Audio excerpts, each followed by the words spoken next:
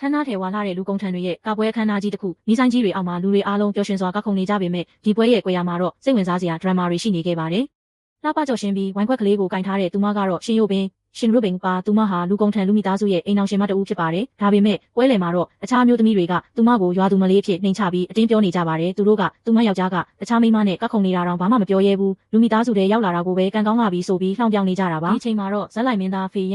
န်ကသူမကိုခလန်းလန်းကနေကြည်နေခဲ့ပါတယ်။သူကရှင်ရုပ်ပင်ကိုလူမိသားစုရဲ့ပရဟိတပွဲမှာပထမဆုံးတွေ့တုန်းကသူမဟာမုံတိုင်းတန်ခံလိုက်ရတဲ့နှင်းစီဖြူလေးတစ်ပွင့်လိုပဲအဲ့ဒီအချိန်ကလေးကဒီမိန်းမကိုငါပိုင်ဆိုင်ရမယ်လို့ဆုံးဖြတ်ခဲ့တာလို့တွေးနေခဲ့ပါတယ်။ရှင်ရုပ်ပင်တယောက်တည်းရှိနေချိန်မှာလူတယောက်ကဝိုင်တူတောက်ဖို့လာရောက်နှောက်ယှက်ပြီးသူမရဲ့လက်ကိုအတင်းအာရမဆွဲကင်ခဲ့ပါတယ်။ဒီအချိန်မှာပဲဖေယန်ကချက်ချင်းရောက်လာပြီးအဲ့ဒီလူရဲ့လက်ကိုညှစ်ချေကသူမရဲ့လက်ကိုမင်းတို့လိုကောင်ကထိရဲတယ်ပေါ့လေဆိုပြီးပြက်ပြက်သားသားသတိပေးလိုက်ပါတယ်။ကဲတင်ပေးခဲ့တဲ့အတွက်ရှင်ရုပ်ပင်ကကျေးဇူးတင်ပါတယ်ဥက္ကဋ္ဌဖေလို့နှုတ်ဆက်တဲ့အခါဖေယန်ကမင်းငါကိုသိတာလားလို့မေးပါတယ်သူမကလည်းကျန်းချံမျိုးမှာဥက္ကဋ္ဌဖေယန်ကိုမသိတဲ့သူဘယ်သူရှိလို့လဲလို့ပြန်လည်ဖြေကြားခဲ့ပါတယ်ဒီမြင်ကွင်းကိုတွေ့သွားတဲ့သူမရဲ့ခင်ပွန်းလူကြီးလူရှာကြီးကဒေါသတကြီးနဲ့ရောက်လာပြီးဖေယန်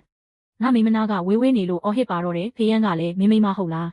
မင်းတခြားမိမကိုဖတ်ပြီးကနေတော့ကကိုသူမကမင်းမိမဆိုတာသတိမရဘူးလားလို့ခါနေလိုက်ပါတယ်ဒေါသထွက်သွားတဲ့လူကြီးကဖေယန်ကိုထိုးဖို့ပြင်ပေမဲ့ဖေယန်ရဲ့ပြင်းထန်တဲ့လက်သီးတစ်ချက်အောက်မှာပဲကျန်းပြင်ပေါ်လဲကျသွားပါတော့တယ်ဖေယန်ကဒီလက်သီးကမမရှင်ရုပ်ပင်အတွက်တုံ့ပြန်ပေးလိုက်တာလို့ပြောလိုက်ပါတယ်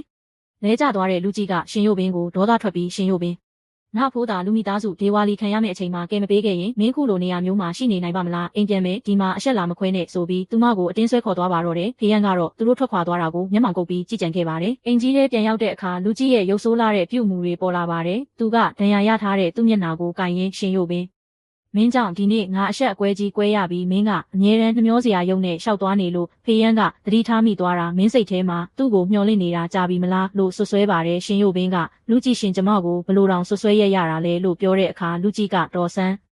မင်းဒီညအိတ်ခမ်းမှာပဲသွားအိတ်ငါခွင့်ပြုချက်မရှိပဲအိတ်ခမ်းနဲ့ခြေတလန်းမှမလှမ်းတဲ့မင်းရုပ်ကိုမမြင်ချင်ဘူးဆိုပြီးအပေါ်ထက်ကိုဒေါသတကြီးတက်သွားပါတယ်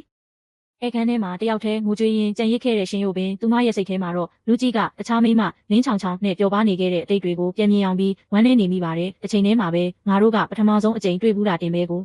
သူကဘာလို့ငါ့ကိုကူညီပေးရတာလဲ။လူမိသားစုဒေဝါလီခံရမယ့်ဘေးကနေတကယ်ပဲဖေယန်ကြောင့်လွတ်မြောက်ခဲ့တာလား။ဖေယန်ရှင်ကလူကြီးကိုကလဲစားချေခြင်းလို့လားဒါမှမဟုတ်ကျမကြောင့်လား။ဆိုတဲ့တန်တရားတွေနဲ့အတူဇလန်းကဆက်လက်ဆောင်မျှော်ကြည့်ရှုရမှာဖြစ်ပါတယ်။